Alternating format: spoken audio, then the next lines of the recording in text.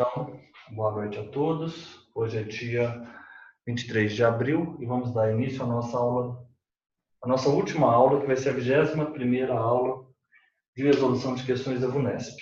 Hoje nós vamos resolver 20 questões de controle de constitucionalidade. Então, eu já passei a lista aí. Vamos começar aí com a ação declaratória de constitucionalidade. A ação declaratória de constitucionalidade, assim como a ADI e a DPF e a ADO, são instrumentos, do controle concentrado de constitucionalidade. Então, e a ADI e a ADC, nós sempre vamos estudar juntas, porque elas são caras, faces, de uma mesma moeda. Elas são faces de uma mesma moeda, não é? Então, vamos lá. Fernando, abre aí, por favor, o artigo 102 da Constituição Federal. 102 da Constituição Federal, ele trata da competência do STF para julgamento, da ADI, ação direta de inconstitucionalidade, lei ou ato normativo federal, lei,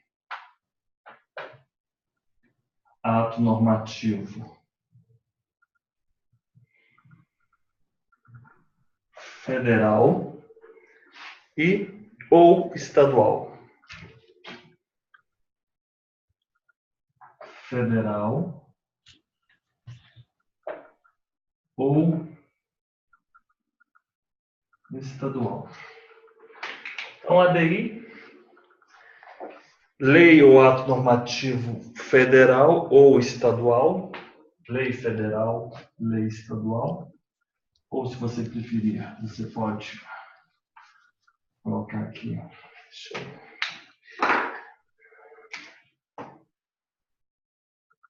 lei federal, estadual, ato normativo federal, estadual. Esse aqui é o artigo 102 da Constituição Federal. E a ADC, por sua vez,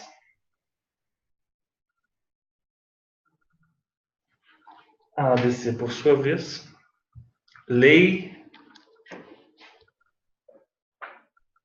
ato normativo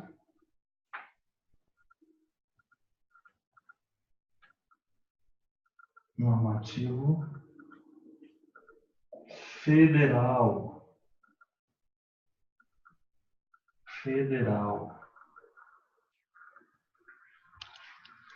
Você abrir aí o artigo 102 da Constituição Federal. Processar e julgar originariamente a ADI de lei ou ato normativo federal e estadual e a ADC de lei ou ato normativo federal, correto? E qual é a lei que vai tratar do processo de julgamento da ADI e da ADC perante o STF? É a Lei 9868 de 99. Então, aqui nós temos que ter em mente essa lei que é muito importante. Lei 9868, acompanha 9868 de 99. Eu vou inclusive abrir essa lei aqui no Google. Lei 9868. Lei 9868.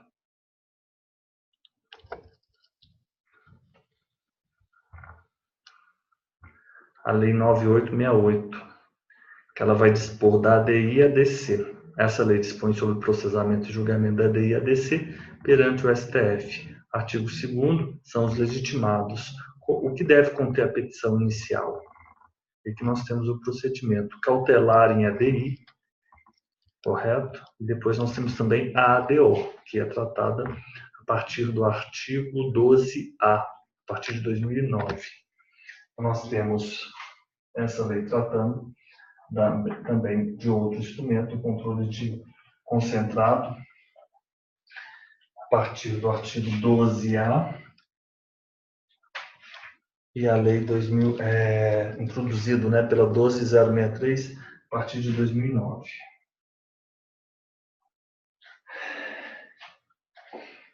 Então, esses exercícios todos nós temos que ter em mente essas disposições constitucionais, que são poucas as disposições, e basicamente essa lei, correto? É basicamente essa lei. A ADC, ela possui eficácia contra todos e efeito vinculante relativamente aos demais órgãos dos poderes executivos, dos poderes executivo, legislativo e judiciário? Relativamente ao legislativo, não. Relativamente ao legislativo, não, porque resta consagrado no nosso ordenamento a separação dos poderes, correto? Então, o legislativo não se adequa. Não é cabível contra atos ou leis estaduais? Não é cabível contra atos ou leis estaduais? É cabível? Não, não é cabível. Artigo 102 da Constituição Federal, letra B. Não é cabível contra atos ou leis estaduais. Eu só vou dar uma olhada aqui na lei, se ela diz especificamente, Ctrl F, aqui na lei,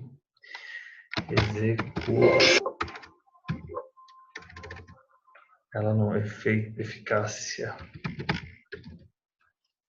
Ele fala da eficácia, mas na medida cautelar, né?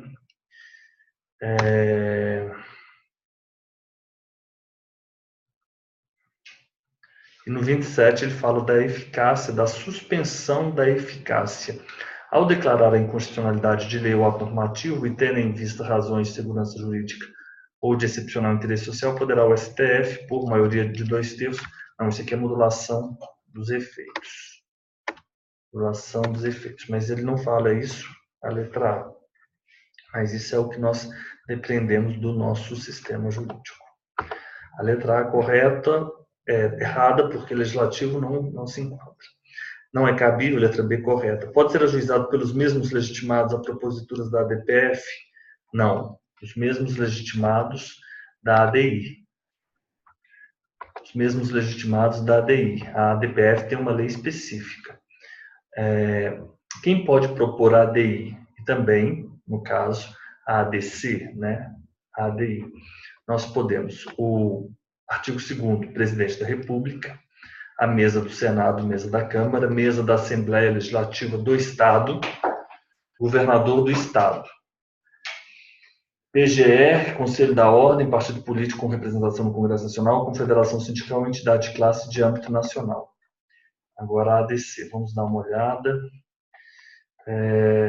Não tem intervenção de terceiros, aqui tem o prazo, a medida cautelar, a ADO, cautelar da ADC. Artigo 13. Podem propor a ADC de lei ou ato normativo o presidente, a mesa da Câmara, pode ser ajuizada pelos mesmos legitimados a ADPF? Não, a gente está falando da ADC. Presidente da Câmara, ADC. Vamos lá então fazer um quadro aqui.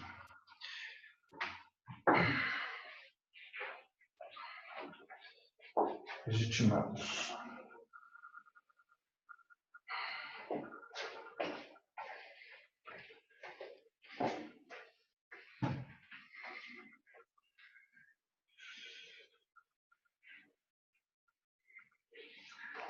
Deixa eu pegar aqui o objeto, natureza do ato, questões.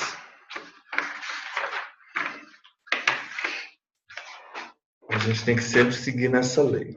Mas é os mesmos da direta de inconstitucionalidade, não? Olha só, a questão é só um minuto. Eu quero resolver isso. Porque no artigo 13, ele vai falar só desses quatro. Mas aí vê o artigo, ele manda olhar o artigo 103 da Constituição. E o artigo 103 é na Constituição que fala. Fiquei em dúvida agora. 103. Podem propor a ADI e a ADC. Exatamente. O problema é o seguinte, é que essa lei, ela é de 99, né? Mas essa emenda aqui, ela é de 2004. É por isso. Então é a Constituição, né? Então vale da Constituição. Exatamente. Mas foi bom a gente ter visto isso, o artigo 1º, o artigo 13, em consonância com o artigo 103. Né? Então, eu vou colocar aqui.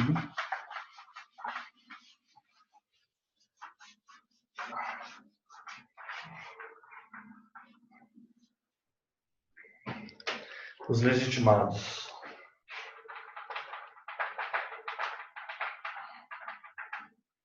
ADI e ADC. Então, o primeiro, 103, artigo 103 da Constituição.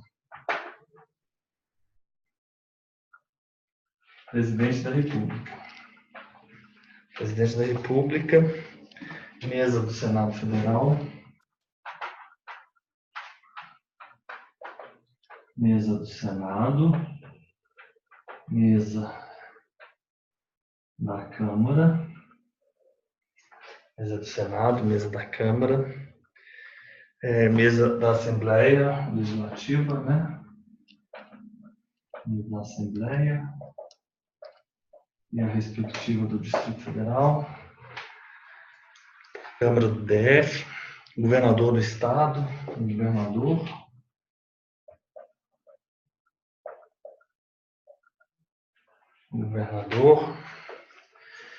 o PGR, o Conselho Federal da OAB, Conselho Federal da OAB, e a Confederação Sindical,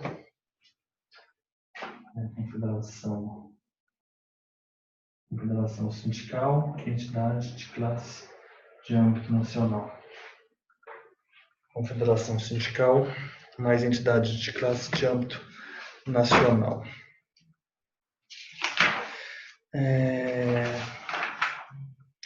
Vou seguir aqui no meu material. O controle abstrato é esse controle concentrado, abstrato de índole objetiva. Ok. A 9868 trata da ADI e ADC e a ADPF, só para registrar, 9882. 9882.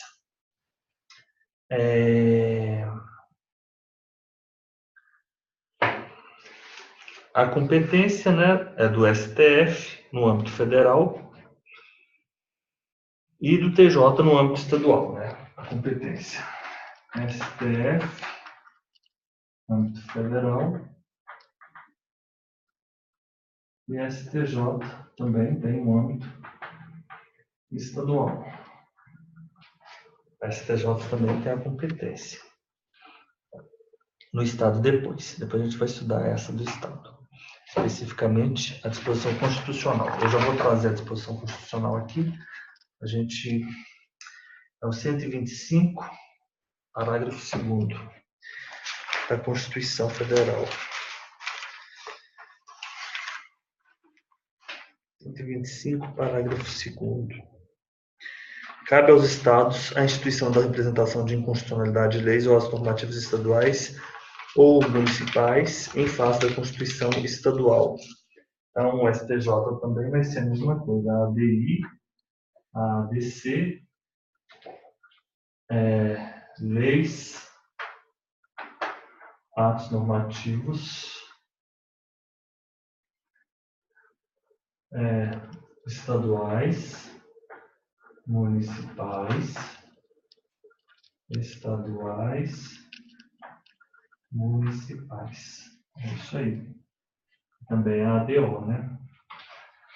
Lei, atos normativos estaduais e municipais perante a Constituição Estadual. perante a Constituição Estadual.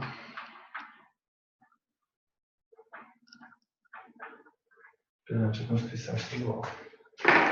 Então vamos lá.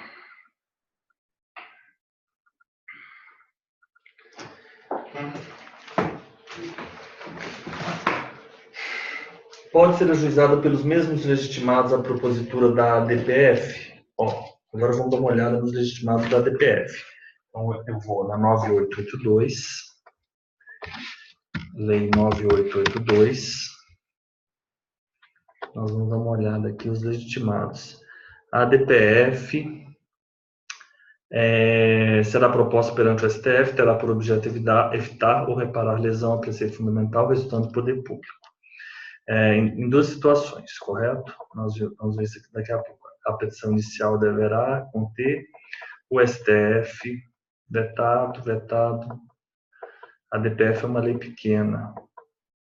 Ela não falou quem são os legitimados. Acho que está no artigo 2, o inciso 1. Artigo 2, inciso 1. Os legitimados podem propor à ADPF os legitimados da ADI.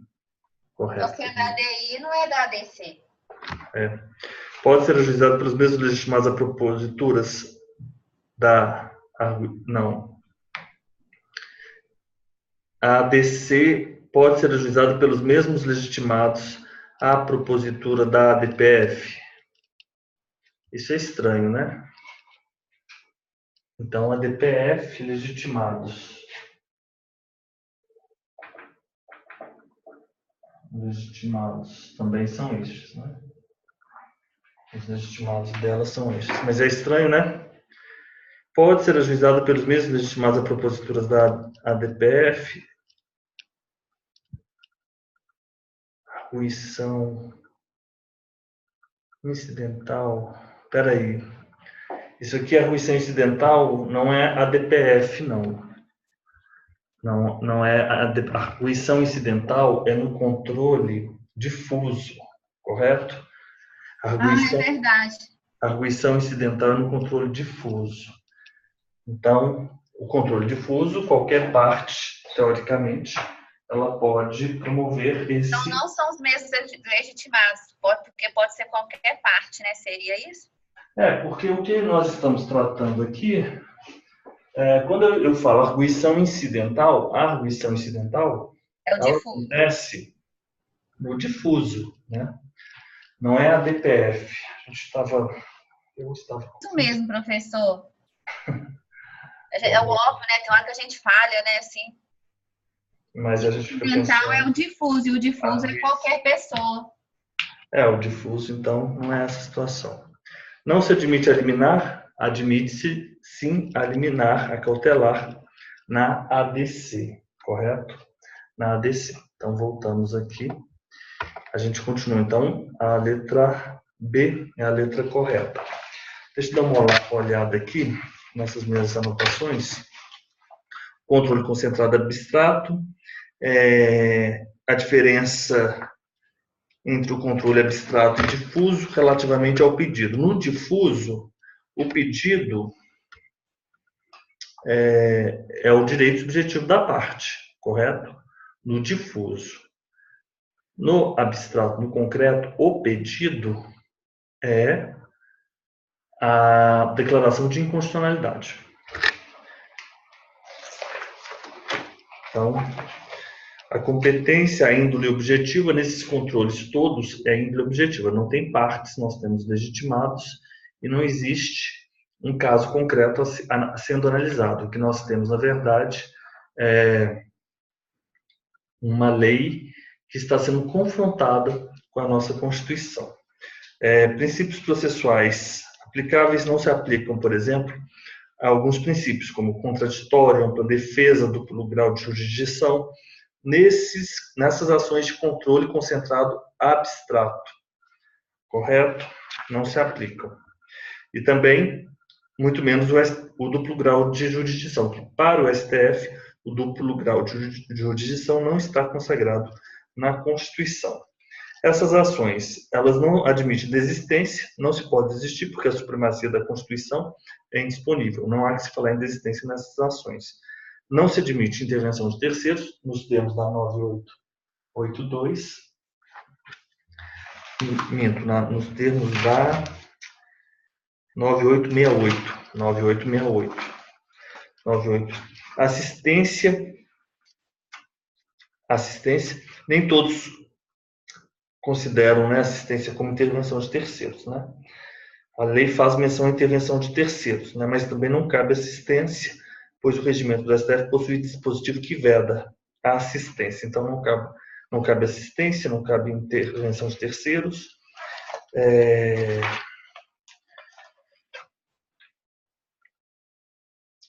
A legitimidade, nós já falamos, né? Tanto da ADI quanto da ADC, são essas as figuras. E temos os legitimados, vamos falar agora sobre esses legitimados ativos universais. Quem são os legitimados ativos universais? São aquelas pessoas que, para propor a ADI, a ADC ou a DPF, elas não precisam demonstrar a pertinência temática, correto? Os especiais, por sua vez, eles precisam sim demonstrar a pertinência temática.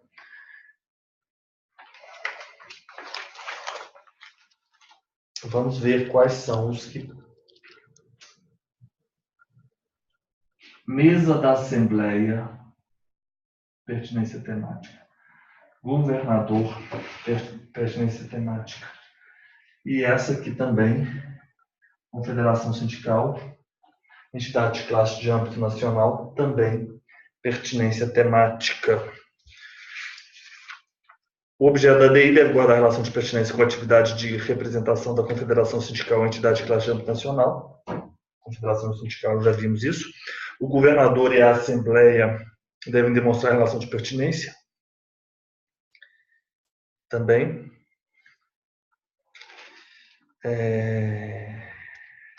Vamos dar uma olhada aqui. Presidente é universal. Mesa da Câmara e mesa do Senado são legitimados universais.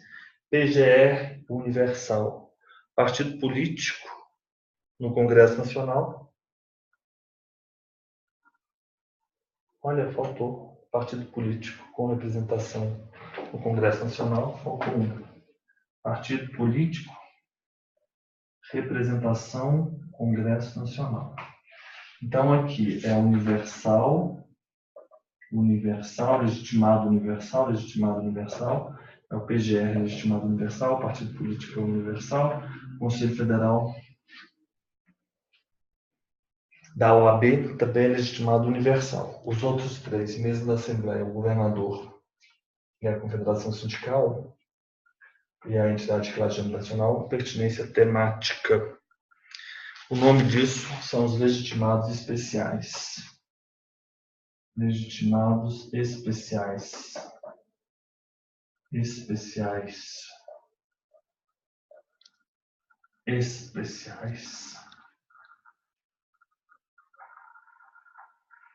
Legitimados especiais.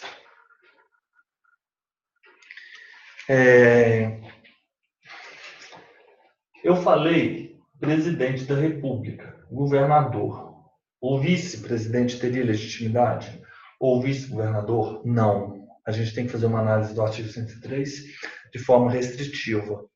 Mesa do Senado tem, mesa da Câmara também. E a mesa do Congresso, ela teria legitimidade? Também não.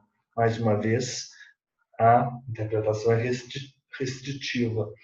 E a representação do partido político, no momento em que é proposta, aquele partido tem que ter um representante, pelo menos um representante, no Congresso Nacional. E se depois, porventura, aquele partido perde aquela representação, não há que se falar em perda do objeto, ou então desistência,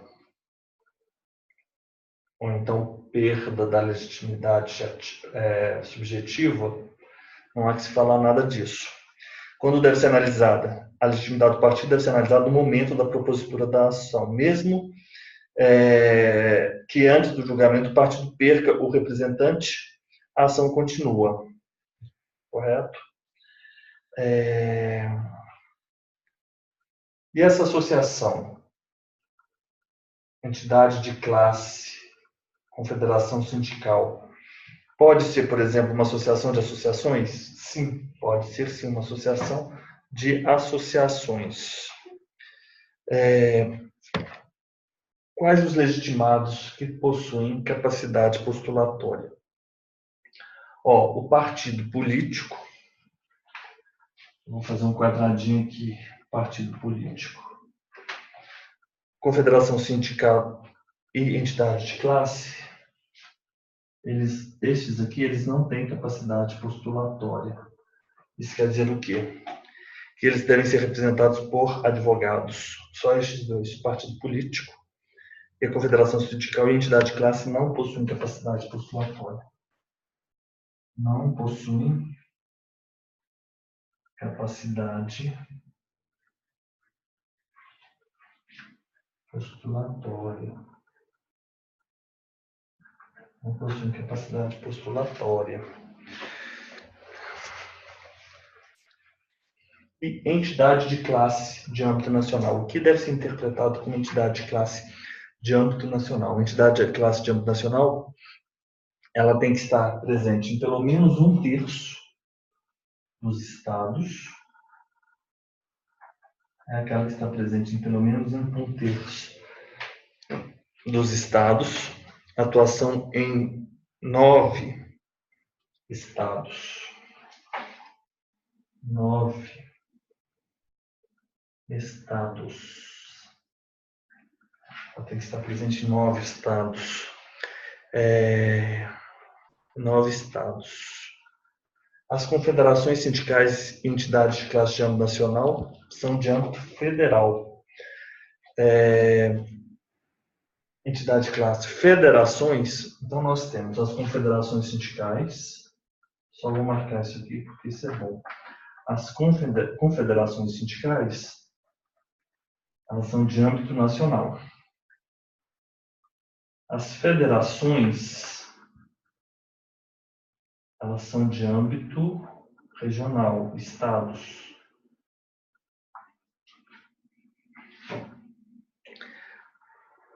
O sindicato é do âmbito local.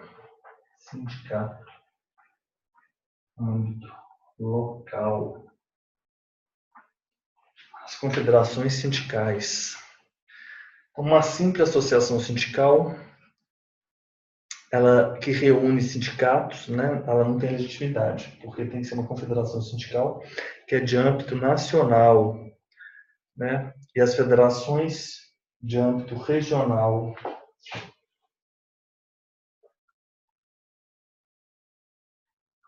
E o sindicato de âmbito local. Não é do município, porque às vezes alguns municípios, né, tem um nome para isso no direito sindical. Você se lembra, Fernanda? Não me recordo. Uhum. ADI, ADC, ok. Objeto, né?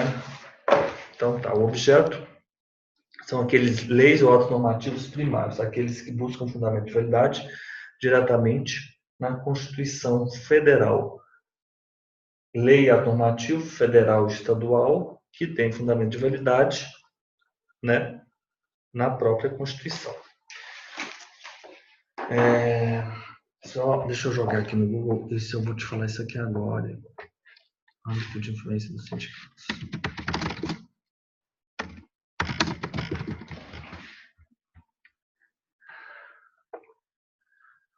O sindicato é a associação de primeiro grau pertencente a uma mesma categoria com o intuito de resguardar, bem como a Constituição Federal assegura a organização sindical, é livre associação e que todos exerçam.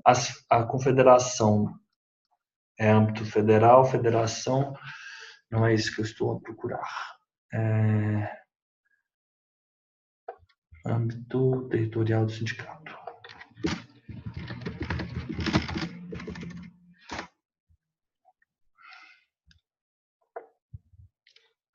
Unicidade sindical, base territorial mínima.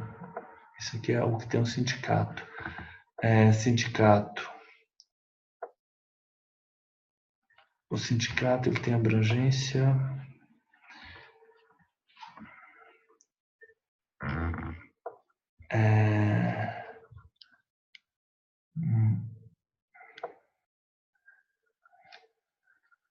Base territorial do sindicato é a extensão do território em que os sindicatos atuam. Os sindicatos poderão ser distritais, municipais, intermunicipais, estaduais ou interestaduais, excepcionalmente atendendo às peculiaridades de determinadas categorias.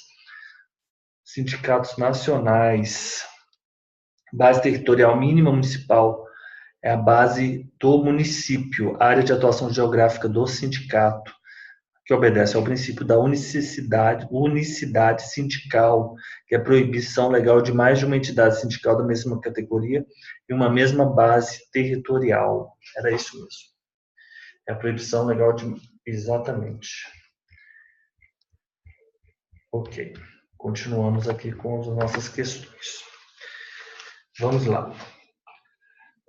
2. Assinale a alternativa correta a respeito do controle de constitucionalidade no direito brasileiro. O controle preventivo pode ser efetivado pelo Poder Legislativo e Executivo? Pode sim. Nós falamos que o controle preventivo pode ser pelo Legislativo, pelo Executivo, inclusive pelo Judiciário, naquela hipótese do mandato de segurança, impetrado pelo parlamentar, que tem aquele direito objetivo de ver o procedimento constitucional objetivo. Assegurar o procedimento constitucional objetivo, né? Pela cláusula de reserva do plenário, quando a declaração de constitucionalidade, essa regra do full bench, que é aquela do banco cheio, está prevista no artigo 97, isso é uma grande pegadinha. Ela não trata da ADC, ela só trata da ADI. Se nós formos observar que é somente pelo voto da maioria absoluta de seus membros ou dos membros do 97 da Constituição. Somente pelo voto da maioria absoluta de seus membros ou dos membros do respectivo órgão especial poderão os tribunais declarar a inconstitucionalidade de lei ou ato normativo do poder público. Você lembra disso? Eu falei isso, inclusive, lá nessa nossa última aula de sábado.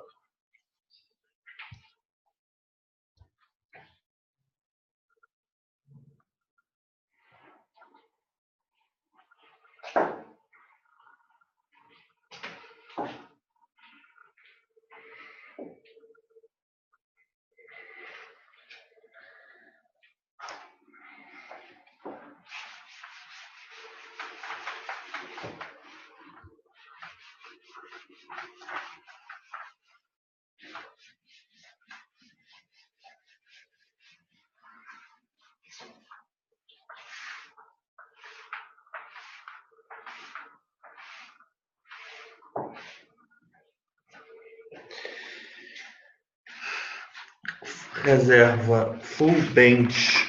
Deixa eu dar uma olhada naquela reserva da cláusula. Deixa eu só dar uma olhada naquela. 93.11 da Constituição, Fernanda. Os tribunais com mais de 25 membros, eles podem ter órgão especial, que pode receber delegação de 2 tipos de funções. As funções administrativas e judiciais. Se lembra disso? Eu falei isso lá no último dia, né? Então, é o 93x1, 11. Tribunais com mais de 25 membros. Então, tem mais de 25 membros, eles podem ter um órgão especial. Eles podem ter um órgão especial. E esse órgão vai ser de, no mínimo, 11 e máximo de 25. De 11 a 25. Com quais atribuições? Administrativas e jurisdicionais. Administrativas e jurisdicionais. Administrativas, jurisdicionais. Administrativas e jurisdicionais. Eleição do presidente do tribunal pode ser feita pelo órgão especial? Não, correto? Pois é função política. Então, função política, vou ter que colocar aqui, função política não entra. Não entra função política. A função política não entra. O tribunal pode delegar ao órgão especial a elaboração do regimento interno? Regimento interno, não. É função legislativa. A função legislativa também não. Função legislativa também não. E a decisão, né? Só pode ser proferida maioria absoluta dos membros do tribunal ou seus órgãos. Maioria absoluta. Maioria absoluta.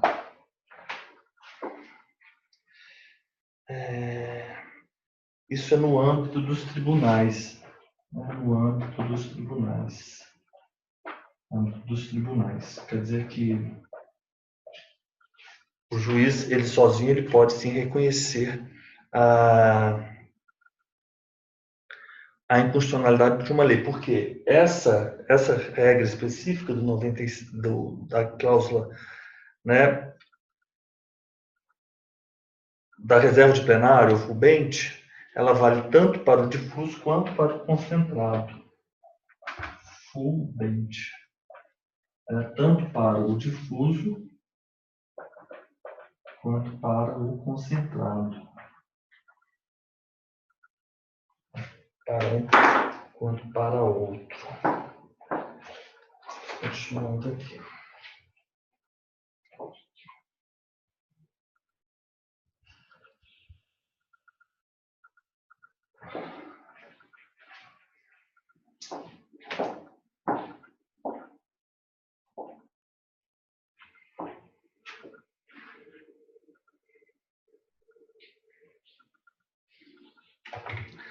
Vamos continuando aqui. Com as nossas perguntas. Ok, então já sabemos tudo sobre... Deixa eu só dar uma lida no artigo 97. Somente pelo voto da maioria absoluta de seus membros ou dos membros do respectivo órgão especial podem os tribunais declarar a inconstitucionalidade de lei ou ato normativo. E, então, essa 93, ela diz respeito a exatamente isso. Que pegadinha, hein? Inconstitucionalidade. Diz respeito à inconstitucionalidade. Diz respeito à inconstitucionalidade. Vamos adiante. E o 93.11, ele vai falar que nos tribunais, é isso mesmo, com mais de 25 membros, poderá ser constituído órgão especial, mínimo de 11 e máximo de 25 membros, para o exercício das atribuições administrativas, jurisdicionais, não as políticas e nem as legislativas. Aí é a forma de provimento. Ok. Letra B. Já falamos sobre isso. A cláusula de reserva de plenário, na ADC, não, falso. Não se aplica. A declaração de constitucionalidade, portanto, pode ser feita sem obedecer a essa cláusula de reserva de plenário. No controle difuso, os efeitos da declaração de inconstitucionalidade, o difuso são erga omnes? Não, isso é falso. Nós sabemos que não. Mas tem interpartes e ex tunc, né? Porque a gente considera que é nulo desde o momento de interpartes e ex tunc. No controle difuso, a resolução do Senado, que suspende a executoriedade da lei constitucional, tem efeito erga omnes? Sim. E ex tunc? Não. Ela tem efeito ex nunc. Essa suspensão pelo Senado, ela tem efeito ex nunc. Letra E. Em nenhuma hipótese o STF pode exercer o controle de constitucionalidade sobre propostas de emenda constitucionais antes da sua promulgação. Primeiro, que emenda constitucional, elas não são promulgadas, né? Você não tem uma promulgação de emenda constitucional. E o STF, naquela situação, ele pode fazer o controle preventivo. É isso? Não, ela não tem sanção, mas elas são promulgadas. Espera aí, só um minuto, deixa eu conferir essa informação. Emendas constitucionais são elas não são. As emendas são promulgadas pelas mesas da Câmara e do Senado em sessão solene do Congresso. Elas são promulgadas, sim, elas não são sancionadas. Elas não são sancionadas, mas elas são promulgadas. Isso é verdade. Ok. Vamos adiante. Então, essa ficou a letra A, né? Essa é a letra A. Deixa eu dar uma olhada aqui só no efeito no controle difuso. Ó.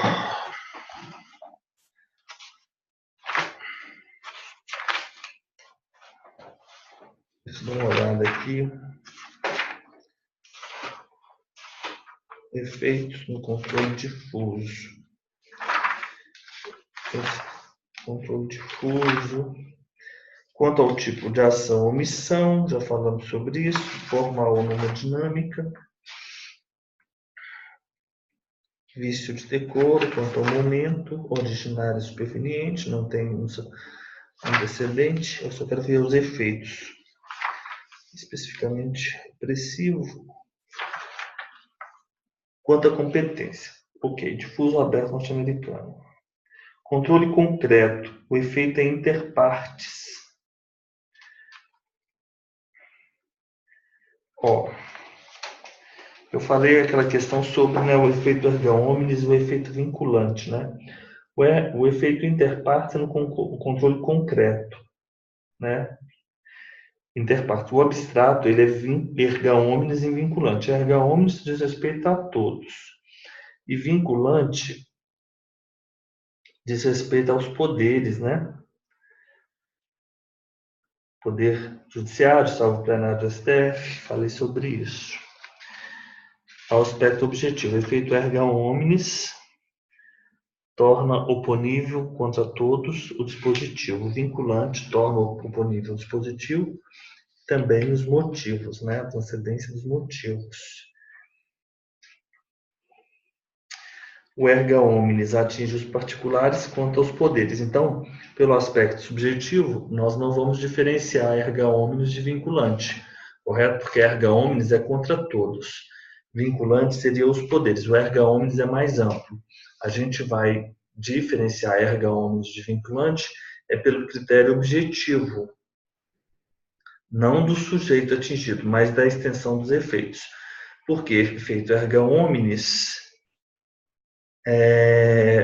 torna oponível a todos apenas o dispositivo da decisão. E o efeito vinculante, além de atingir o dispositivo da decisão, atinge os motivos determinantes da decisão do STF. Correto?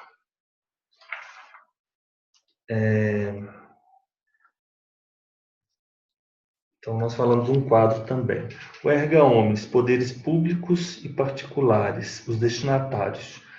O efeito vinculante, poderes públicos. O particular no efeito erga omnes, que é no controle abstrato, no concentrado abstrato. Isso aqui no controle direto.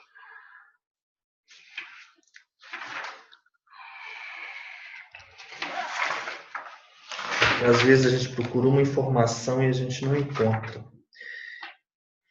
Eu quero ler exatamente. Eu sei que é ex-tunc. Não, mas eu acho, não, peraí, a declaração do controle difuso, não há que se falar em ex-tunc e ex-nunc, sabe por quê? Porque você considera aquela declaração inconstitucional, você faz sentido falar em ex-tunc e ex-nunc no controle abstrato, mas no controle difuso, porque o objeto ali é o direito, não é bem a declaração da inconstitucionalidade, né? É por isso que não retroage, não. Eu acho que eu posso falar, sim. No controle difuso, é porque aqui não fala aqui na minha anotação. Tá, ele falou do ex-tunc, né? Mas onde eu estava lendo aquilo? Sistema. Você está achando alguma coisa aí? Sobre isso? Onde é?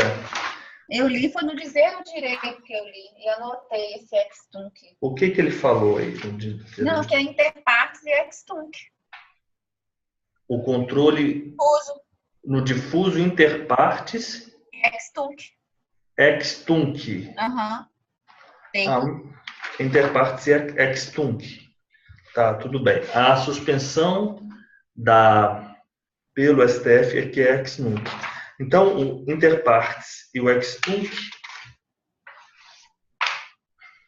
Ok, não achei aqui, não é possível isso. Isso é uma das coisas mais importantes. Eu falei sobre a questão eu falei sobre tanta coisa, isso que era mais importante, agora eu não consigo localizar. Controle difuso. Consagrou-se, trata-se veiculada, aplicando requisitos objetivos, não tem. Engraçado que o senhor não falou na aula. Não falei isso. Porque eu anotei tudo.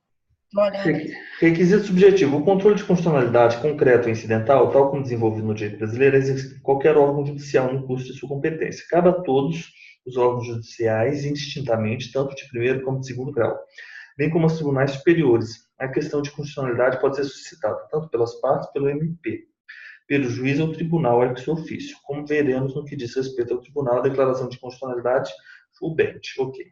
Requisitos objetivos. Não há disciplina minudente da questão constitucional do controle incidente, entretanto. O CPC introduziu os artigos 73, breve disciplina, tal.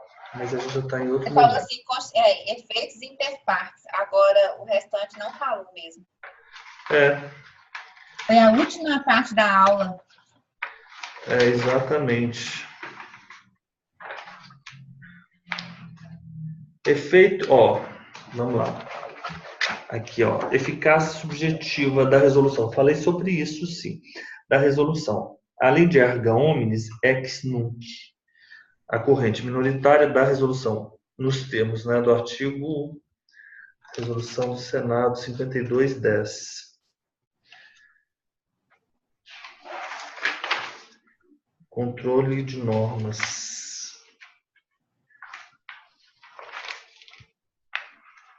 Mais importante eu não disse. Não sei, né? Talvez não se tenha, né? Não se tenha isso, mas foi bom a gente ter. Eu falei sobre aquela questão das normas de anulabilidade, nulidade. Um é o sistema austríaco, o outro é o sistema americano. Isso eu falei, não é? Isso aqui eu falei logo no início.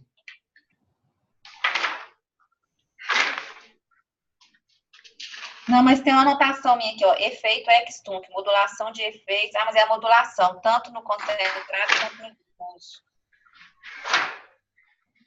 Mas é no caso da modulação. A modulação, sim. O sistema norte-americano, a lei é inconstitucional, é ato nulo, invalidação ab início. O sistema austríaco dá anulabilidade. O direito brasileiro adota o sistema norte-americano de nulidade absoluta da lei constitucional, mas mitiga o princípio da nulidade com outros princípios, por exemplo, segurança jurídica e boa-fé. Mas aqui não está falando, nessa minha anotação, se era tanto para o difuso quanto para o concentrado. E aí, simplesmente, ele fala que o sistema austríaco passou a admitir atribuições de efeitos retroativos, que ele considera ex nunc,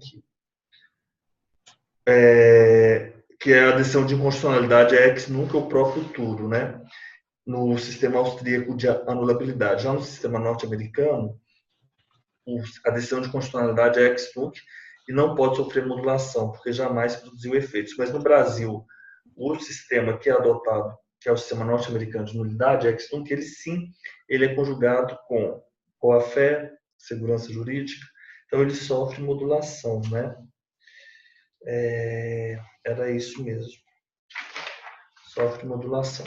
Vamos continuando aqui com as nossas questões.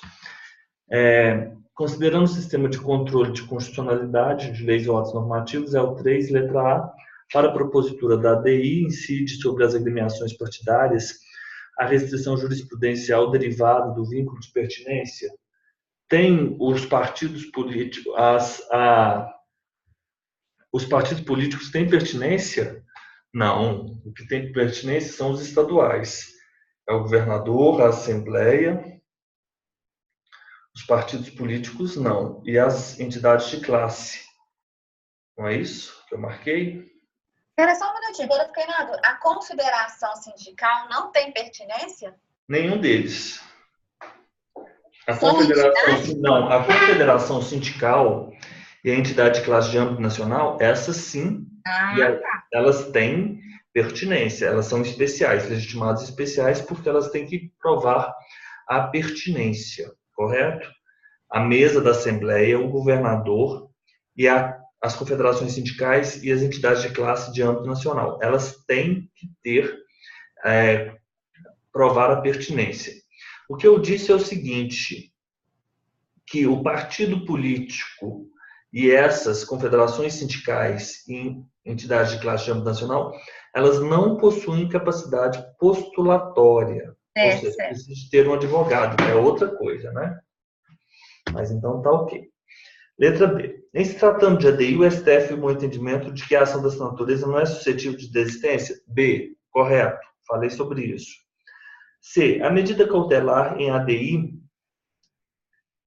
reveste-se ordinariamente de eficácia ex nunc? Não. A cautelar ela tem efeito ex nunc. A cautelar ela tem efeito ex nunc. A cautelar ela tem efeito ex nunc, está na lei. Na 9868, né? Vamos dar uma olhada aqui na cautelar. Leis, parâmetro, procedimento, PGE. Está no artigo 11, parágrafo 2º. Isso, exatamente, cautelar. Ó, medida cautelar. A medida cautelar serve para a suspensão da vigência da norma. Então, a decisão da cautelar se torna obrigatória com a publicação da ata da sessão. Na ADI, os efeitos da cautelar são erga omnes, ex nunc e vinculantes, não é? Artigo 11. Ele simplesmente fala que apenas a decisão concessiva terá efeito erga omnes, mas a jurisprudência do STF entende que deve ser vinculante também. E, em regra, a eficácia da medida cautelar é ex nunc, salvo se o tribunal entender que deve conceder-lhe eficácia retroativa. Aí vai ter modulação de efeitos, aí você tem que obedecer ao artigo 27, que fala sobre a modulação de efeitos, né? A modulação temporal dos efeitos da decisão igual faz em relação à decisão do mérito, atende o requisito do Código de aprovação de 2/3, ou seja, 8 membros. É possível. Decisão de mérito. Então, ó, vamos fazer um quadro aqui da medida cautelar. Essa aqui eu já tirei isso.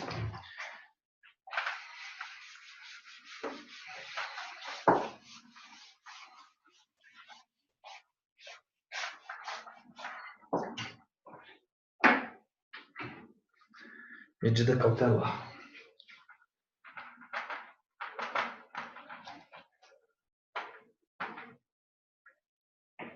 Medida cautelar na ADC, ação declaratória de constitucionalidade, na ADI. ADC e ADI. Efeitos. Aqui vai ser os efeitos. Aqui será o prazo. Efeitos. Na ADC, vai suspender o julgamento dos processos, né, daqueles outros processos. Suspender julgamento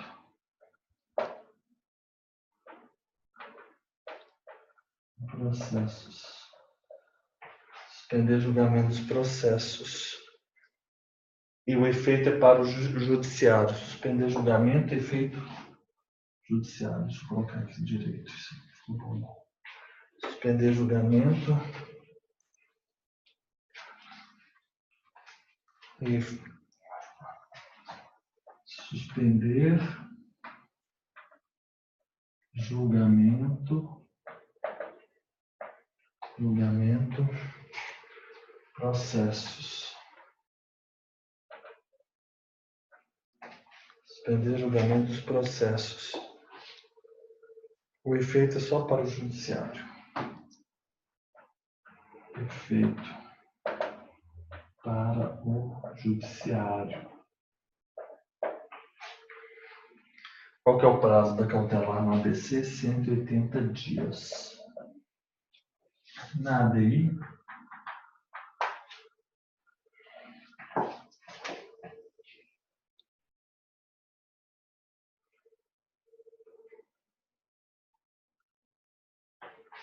suspender o julgamento dos processos. Efeito para o judiciário, efeitos, né? Medida cautelar na ADC. Medida cautelar na ADC. ADI. Suspende a vigência da norma ou do ato.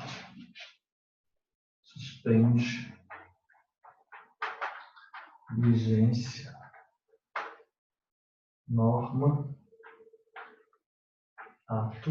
Suspende a vigência da norma ou do ato. Suspende o julgamento dos processos. Também. Suspende o julgamento dos processos.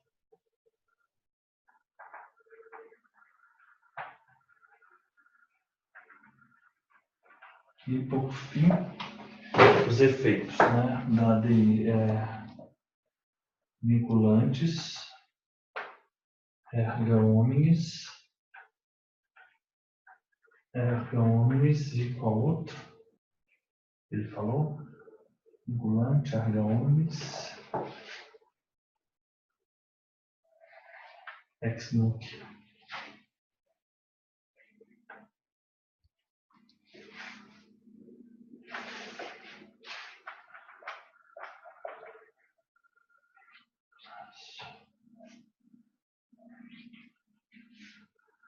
O pessoal fica super querendo que na prova oral cai nessa matéria, controle de constitucionalidade, que é uma das primeiras. Mas eu não estou achando essa matéria tão óbvia assim, não. Você está achando? Tem muito detalhe para a prova oral. Eu acho que a gente embola na hora. É muita coisa.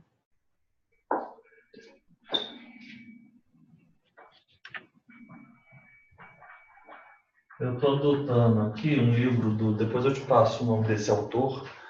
Eu não sei o primeiro nome dele, mas ele é uma pessoa super famosa aqui. Lordeiro, você já ouviu falar? Qual que é o nome dele? Eu acho que já. Ele é mineiro? João Paulo Lordeiro. Não, esse rapaz, ele é super jovem. Ele fez essa apostila e publicou no site dele. Depois você entra para você ver. Mas ele tem livro na Juspodium. Tem. Ele fez o livro dele agora. E ele foi em primeiro lugar num concurso super difícil, que é o concurso da PGR. Então, essa doutrina aqui, esse concurso da PGR, do Ministério Público Federal, na verdade, não sei se é Ministério Público Federal ou PGR. O Ministério Público, eu acho que ele é do Ministério Público Federal. Eles dizem que o concurso para o Ministério Público Federal é um dos concursos mais difíceis que há, né? STF não aplica o prazo de 180 dias. E ele foi, assim, em primeiro lugar, sabe? Ele é super disciplinado. Falar nisso, o livro da Mônica hoje, só hoje, está com 50% de desconto. Ah, é? Da próxima edição, né? Da 2019. E agora tem Sucessões, o livro dela. Ah, já incluiu sucessões, né?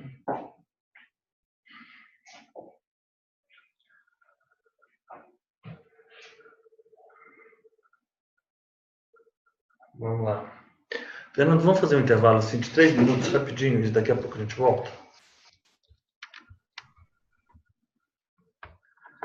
3 minutos. A respeito do controle de constitucionalidade no direito brasileiro, pode-se afirmar que a ADPF, Arguição de descumprimento de preceito fundamental. Então, nós temos a lei da ADPF, correto? Que é a lei 9882.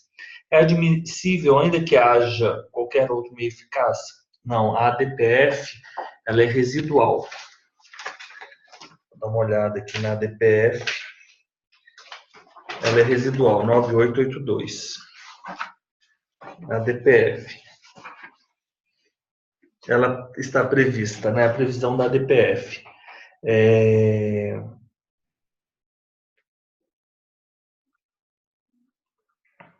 O STF entendeu que o parágrafo 1º do artigo 102 é uma norma de eficácia limitada, que ela prevê a ADPF, 102, parágrafo 1º. 102, parágrafo 1º.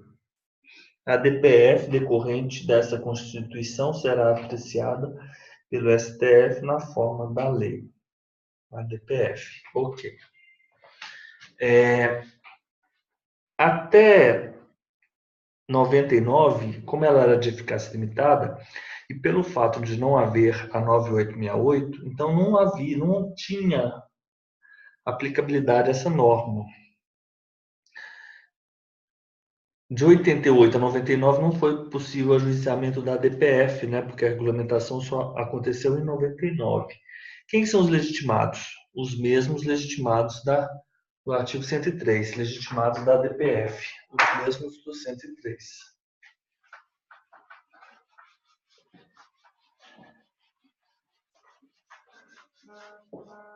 Legitimados, o mesmo.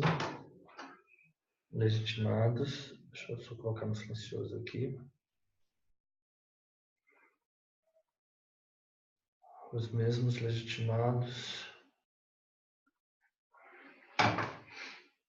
Legitimado ADPF. Então, nós temos 102, parágrafo 1º. 102, parágrafo 1º da Constituição, a Lei 9882, que foi de 99, 9882 de 99. Legitimidade, nós já falamos, os legitimados são o artigo 103, são aqueles legitimados, artigo 103 da Constituição, competência STF. Competência STF. Competência no STF. A competência e a finalidade é arguir o descumprimento de preceito fundamental. Enquanto a inconstitucionalidade pode recair sobre qualquer norma que a Constituição Federal, qualquer norma da Constituição Federal, né? O ADPF, o parâmetro, né? Pode ser qualquer norma na ADI, o parâmetro da ADPF é o preceito fundamental. Parâmetro da ADPF é o preceito fundamental. Aí a doutrina ela vem, a jurisprudência da STF, dizer o que seriam os preceitos fundamentais, né? Os preceitos. Princípios fundamentais, que é o título 1 da Constituição. Então, vamos lá, os princípios, título 1, princípios fundamentais. Os títulos 2, direitos e garantias fundamentais. A gente tem que abrir a Constituição aqui para ir seguindo. O parâmetro dela é mais restrito, né? Dos princípios fundamentais. O título 2, dos direitos e garantias fundamentais. Os direitos fundamentais fora do título 2, né? Por exemplo, meio ambiente, saúde. Os princípios constitucionais, outros direitos fundamentais.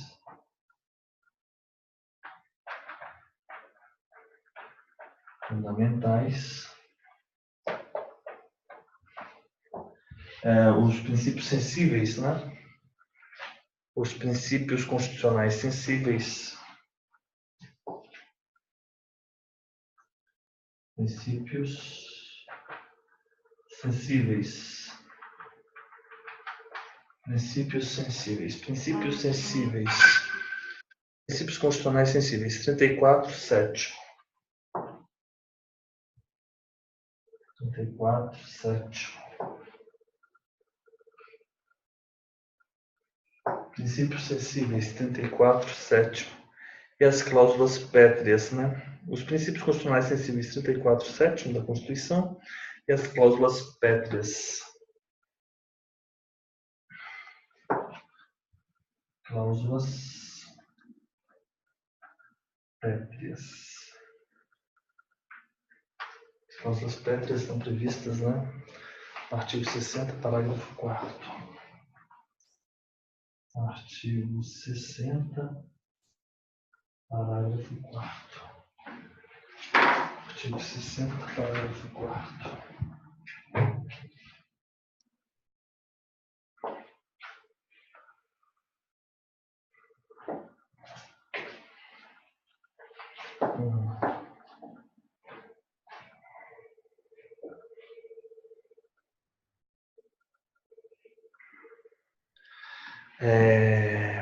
Ela é subsidiária, né? Porque está previsto no artigo 14, parágrafo 1º. E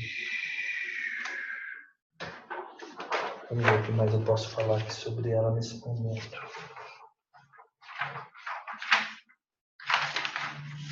E o objeto. O objeto dela é importante. Enquanto na ADI só é ato normativo ou lei federal, ou ato normativo ou lei estadual, na DPF, o objeto, na verdade, né? O objeto da DPF é qualquer ato do poder público. Normativo, qualquer ato, poder público. Normativo, não normativo. Qualquer ato do poder público, normativo. Atos municipais, esse aqui que é o grande parágrafo, inclui atos municipais, inclui atos anteriores à Constituição da República. Atos anteriores à Constituição da República de 88.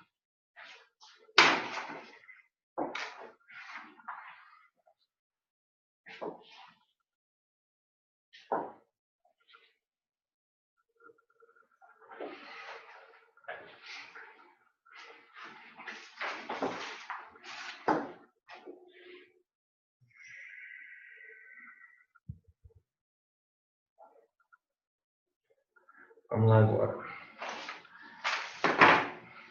Tranquilo.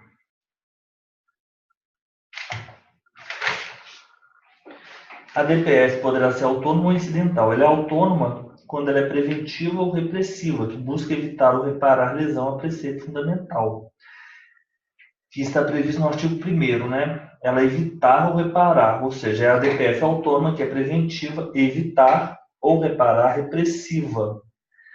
Né? A DPF é autônoma do artigo 1º, você está aí na 9882, ela pode ser autônoma, preventiva ou repressiva, ou a DPF incidental. Tem por objeto lei ou ato normativo, é preciso ser demonstrada a controvérsia judicial relevante, que é o parágrafo único, tá vendo aí? Parágrafo único, a DPF. Então nós vamos ter, eu vou até escrever isso aqui, esse aqui é relevante.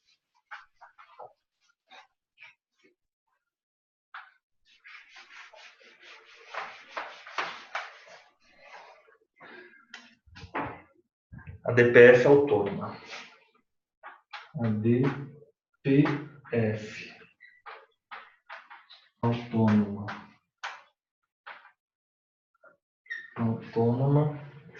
A DPF incidental. incidental. DPF autônoma. A autônoma, ela é preventiva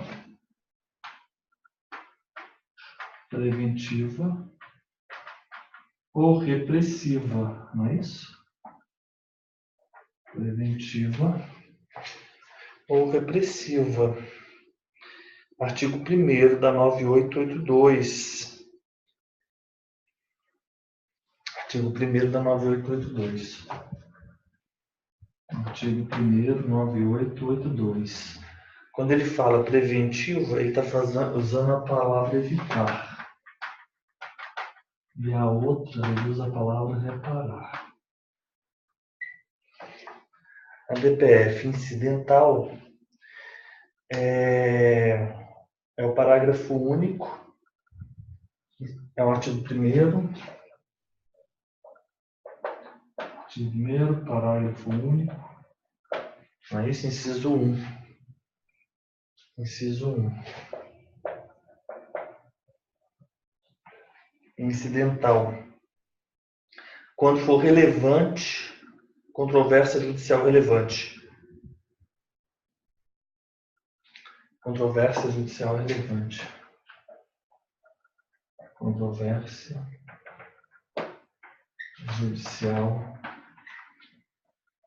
relevante. Controvérsia judicial relevante.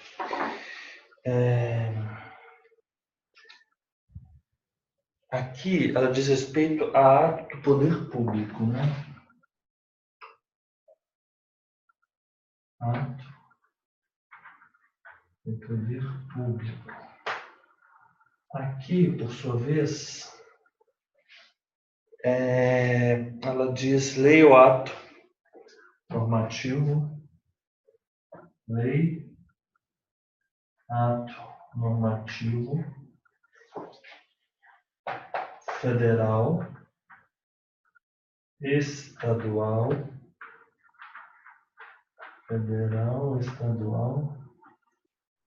municipal, anteriores à Constituição de 88. Anteriores à Constituição de 88. Qual a diferença da DPF incidental e a autônoma? A incidental ela é proposta quando já há uma demanda concreta aduzida no Poder Judiciário. Né? Um exemplo clássico foi daquela pessoa, é o caso Severina, né? Que ajuizou a ação na primeira instância, uma ação para obter autorização para abortar feto anencéfalo. Nesse caso, há uma cisão. Ela já viu o caso concreto. Na incidental, há o caso concreto, né? Há o caso concreto. Então, houve uma cisão entre o caso concreto e a questão constitucional. O juiz de primeiro grau julga o caso concreto e o STF é a questão constitucional, com efeito vinculante erga omnes. Parece muito com a cláusula de reserva de plenário, né? Que é o desmembramento.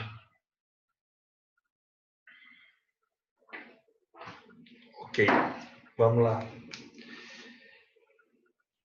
Agora, vamos continuando aqui sobre a DPF. Não se presta ao questionamento de atos anteriores da Constituição Federal? Falso, se presta. Incidental prescinde do requisito de relevância da controvérsia constitucional sobre lei ou ato normativo? Não, a incidental é justamente isso. A incidental é controvérsia judicial relevante. Pode servir para contrastar atos normativos, atos administrativos e atos jurisdicionais? A 4, a letra D foi considerada correta. A natureza, o objeto, a natureza do objeto. O objeto pode ser lei ou ato normativo ou qualquer ato do poder público. Lei, ato normativo e ato do poder público, inclusive judicial. O aspecto temporal. O objeto pode ser tanto anterior como posterior ao parâmetro, né? Pode ser, inclusive, lei revogada, lei temporária. O aspecto espacial. O ato ele pode ser federal, estadual, municipal. Assim, pode-se dizer que no aspecto espacial não há qualquer limitação. Questão. Uma lei municipal ela pode ser objeto de controle abstrato? Uma lei municipal, controle abstrato? Pode, através da DPF. E também quando aquela lei municipal ela é julgada, ela é confrontada com a Constituição estadual, e aquele dispositivo da Constituição estadual é um dispositivo de reprodução obrigatória. Nessa situação, cabe recurso extraordinário para o STF. Então, são as duas situações que pode uma lei municipal ser objeto de controle abstrato, controle concentrado no STF. A primeira situação, a DPF, e a segunda, no recurso extraordinário levado ao STF. Vamos lá. A quinta questão. Considerando o sistema de controle de constitucionalidade brasileiro, é correto afirmar que, embora exista a possibilidade de modulação dos efeitos da decisão do STF em controle abstrato, isso sim, não se admite a declaração de inconstitucionalidade para o futuro? Não, se admite. A declaração de inconstitucionalidade pro futuro é aquela, por exemplo, que a inconstitucionalidade ela vai se aperfeiçoando, entendeu? O exemplo, inconstitucionalidade para o futuro, é aquele caso que o Ministério Público, eu vou falar especificamente, havia uma lei que definia que nos locais onde não houvesse defensoria pública, o Ministério Público ele deveria promover a execução de determinados julgamentos. Só que o Ministério Público ajuizou essa ação dizendo que isso não seria atribuição do Ministério Público. E o STF julgou no sentido seguinte: enquanto não for instalado as defensorias públicas nos municípios, a atribuição vai ser do Ministério Público. Com a instalação daquela defensoria naquele município, deixará de ser atribuição do Ministério Público. Então, foi uma inconstitucionalidade pro futuro. Essa situação que eu acabei de mostrar. Então, isso aqui é falso. Vamos lá para B. O STF entende que a declaração de inconstitucionalidade impede o legislador de promulgar a lei de conteúdo idêntico? Isso não é verdade, isso é falso. Porque mesmo que ele diga que aquilo é inconstitucional, o legislador ele pode promulgar a lei em virtude da separação dos poderes. Letra C. No recurso extraordinário, a decisão que entende não haver repercussão geral é irrecorrível. Isso é verdade. No RE, no recurso, a decisão que entende não haver repercussão é recorrível, porque hoje nós temos no Código de Processo Civil as disposições específicas sobre a repercussão geral, valendo para todos os recursos que versem sobre questão idêntica, o artigo 1035, salvo revisão de tese. Vamos lá. Novo CPC, artigo 1035.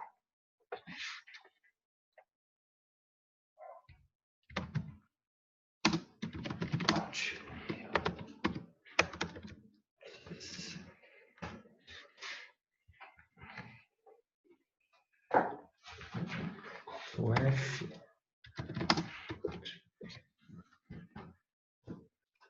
O STF, em decisão irrecorrível, não conhecerá do recurso extraordinário quando a questão constitucional nele versada não tiver repercussão geral nos termos desse artigo. Para efeito de repercussão geral, será considerada a existência ou não de questões relevantes do ponto de vista econômico, político, social ou jurídico que ultrapassem os interesses subjetivos do processo.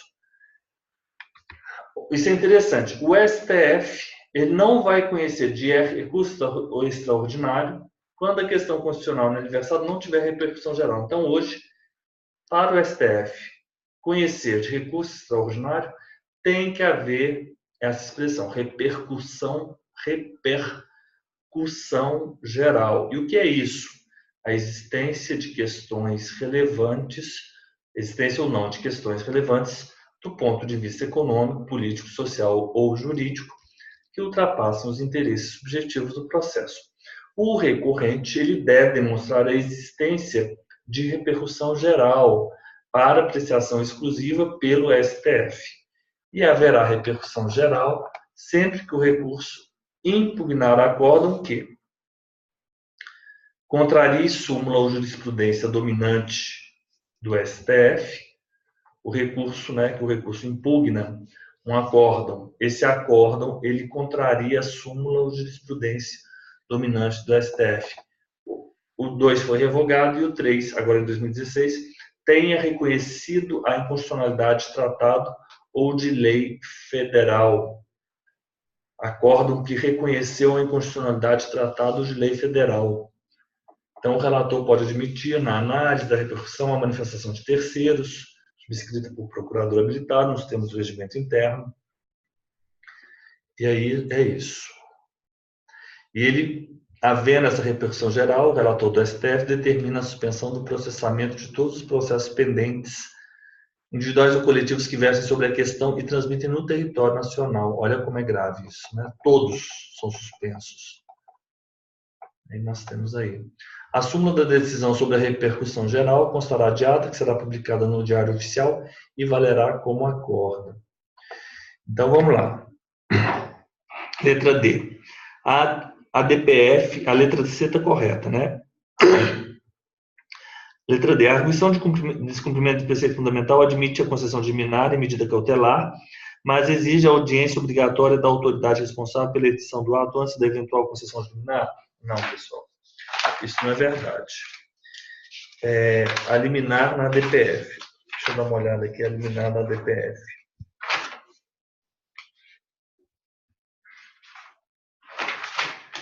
Decisão. O efeito erga omnes vinculante estará presente tanto nas decisões de mérito quanto nas liminares, na ADI, na ADC e na ADPF. Quanto ao efeito temporal, a decisão tem efeitos retroativos, ex tunc, na ADPF. Apesar de essa ser a regra, também se admite a modulação temporal, naquela hipótese, né, de julgamento por 2/3, né? Medida cautelar. Artigo 5º, parágrafo 1º da Lei 9882, de 99. Não existe na ADC uma medida cautelar dada pelo relator, somente por maioria absoluta. Na ADI, há a possibilidade de o relator dar medida cautelar, em uma exceção, recesso do tribunal. Já na ADPF, há 3 situações em que o relator poderá conceder a medida cautelar: extrema urgência, perigo de lesão grave, período de recesso. Então, ADC, não há medida cautelar dada pelo relator. Então, vamos colocar aqui. Deixa eu tirar uma foto disso aqui.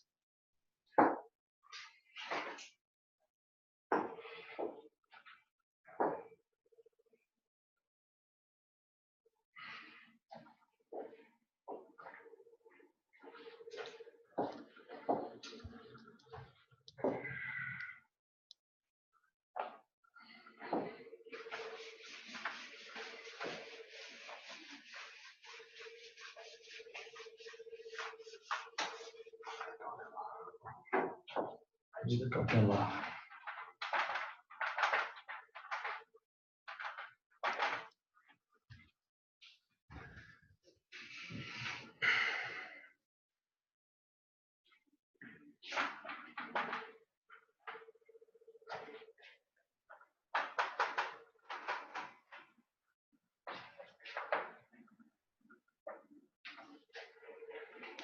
Não há medida cautelar dada.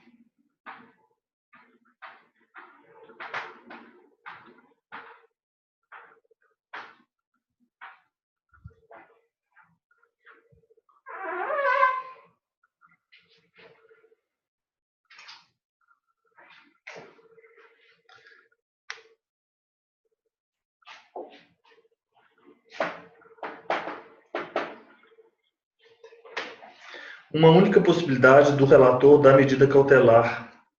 Medida cautelar, relator pode conceder medida cautelar. Uma única hipótese.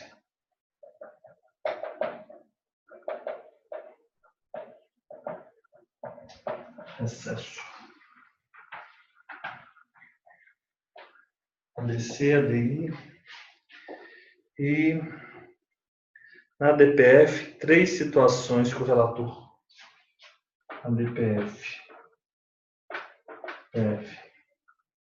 3 situações. Relator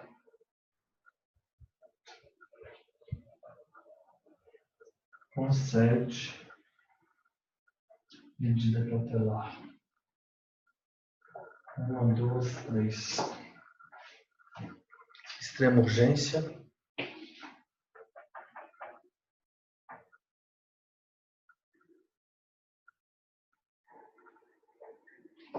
Extrema urgência. Perigo de lesão grave.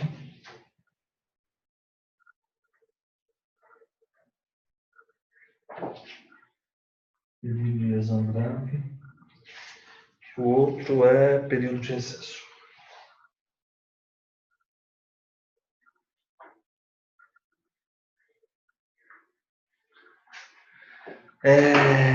Conforme o artigo 5º, parágrafo 3º da 9882, a medida cautelar na DPF ela vai suspender o andamento dos processos, né? O andamento do processo. Na ADI, a ADC suspende o julgamento do processo, né? Os efeitos de decisões judiciais ou de qualquer medida que apresente matéria objeto de ADPF, salvo se decorrentes.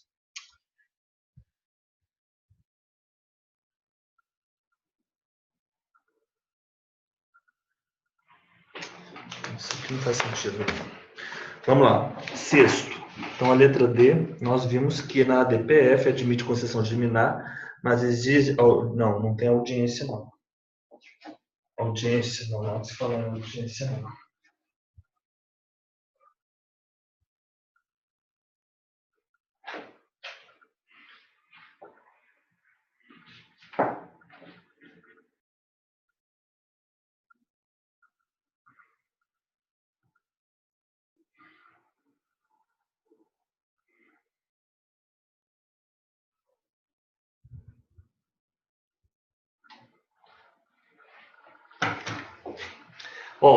Em determinado processo, 6, vamos fazer só a 6. Eu quero fazer até a 10, eu vou fazer bem rápido. Em determinado processo judicial, houve decisão de última instância que julgou válida lei municipal contestada em face de lei federal.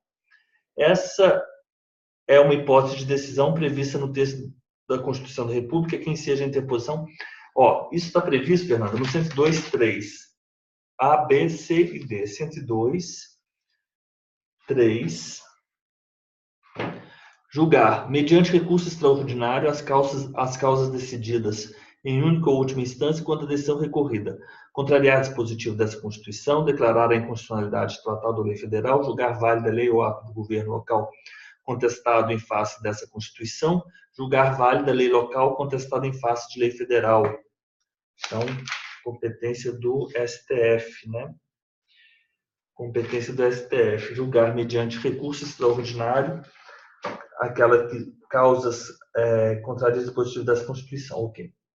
Recurso extraordinário. 6, letra E. 7. A legislação ordinária produzida sob a vigência de dada Constituição e que se mostra compatível, harmônica em face de uma nova Constituição é considerada válida em decorrência de...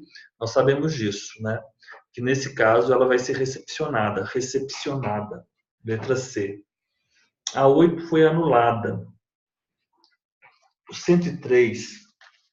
Parágrafo 3º, ele vem falando assim: quando o STF apreciar a inconstitucionalidade em tese de norma legal ou ato normativo, citará previamente o AGU, que defenderá o ato ou texto impugnado. Tem função de defesa do ato normativo que está tendo sua inconstitucionalidade apreciada em tese pelo STF, o advogado-geral da União. O PGR deverá ser ouvido, mas é o AGU que defende o ato ou texto impugnado. Seria a letra... O problema é o seguinte. ele não tem que defender necessariamente, né? Quando aprecia em tese, citará previamente o AGU que defenderá o texto impugnado. Nono, o controle de constitucionalidade de leis ou atos normativos municipais, a 8 foi anulada, tá? Mas seria o AGU.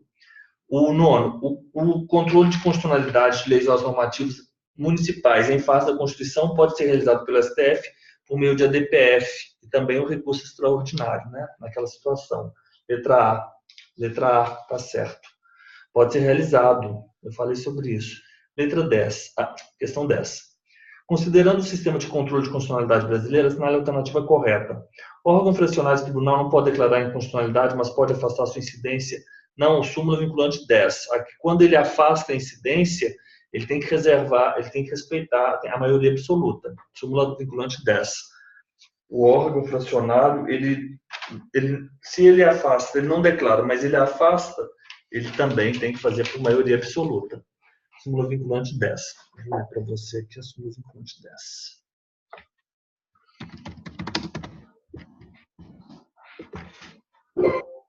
Súmula vinculante. Viola a cláusula de reserva de plenário prevista na Constituição Federal, no artigo 97, a decisão de órgão fracionário do tribunal que, embora não declare expressamente a inconstitucionalidade de lei ou ato normativo do poder público, afasta sua incidência no todo ou em parte. Então, essa aqui nós vimos a letra 10, a questão 10, letra A, o errado. B, a colisão entre norma pré-constitucional e uma nova Constituição pode ser resolvida segundo os princípios de direito intertemporal? Sim. Sim, por exemplo, se eu tenho uma norma anterior e essa norma eu estou questionando a constitucionalidade dessa norma, eu não estou questionando bem a questionalidade, mas quando eu falo ser resolvido segundo os princípios de direito intertemporal, eu posso dizer o seguinte, que eu posso simplesmente dizer que aquela norma não foi recepcionada. É dizer isso, que ela não foi recepcionada ou que ela foi recepcionada. Os partidos políticos têm ampla legitimação na propositura da ADI, mesmo sem representação, falso, com representação no Congresso.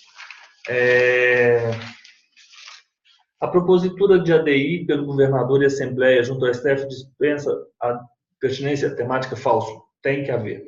É admissível durante o curso do processo a desistência da ação declaratória de ADC, mas não se admite? Não. ADC e ADI não há que se falar em desistência, porque não existe desistência nessas ações.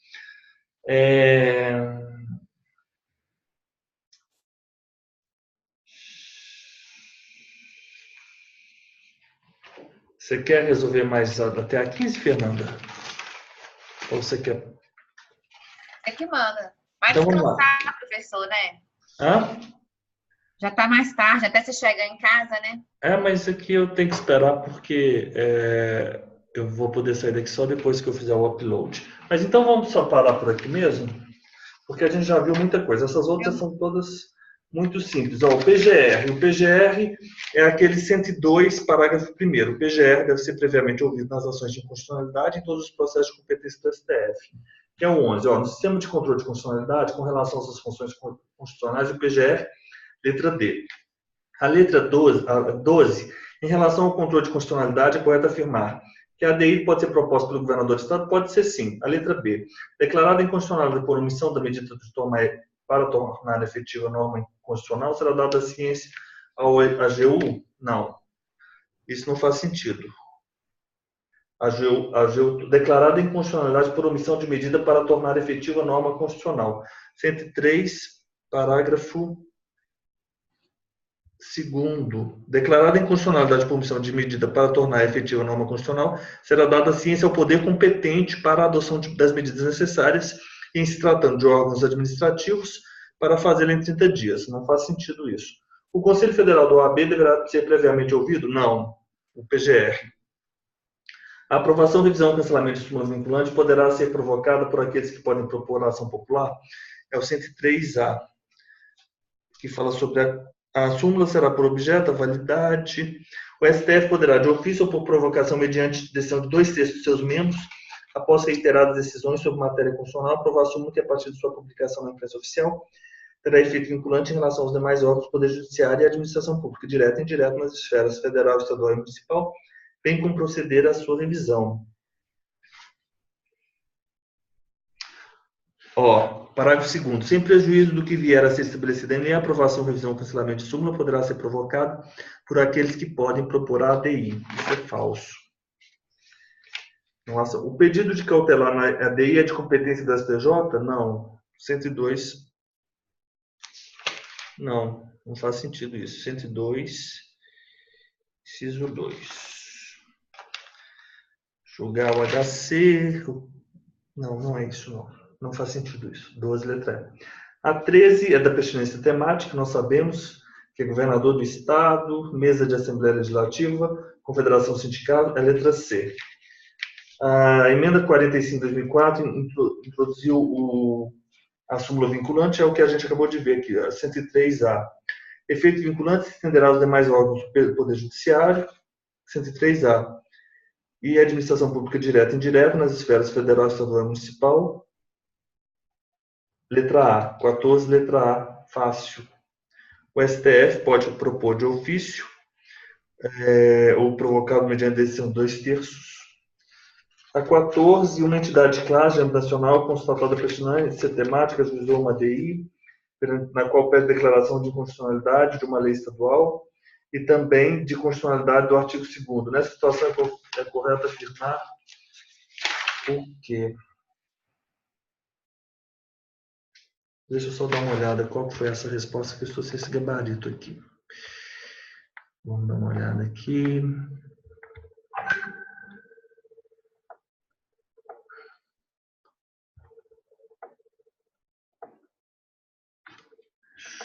Deixa eu ver aqui. É a última. É aqui. 810719. Essa questão aqui, deixa eu ver uma olhada.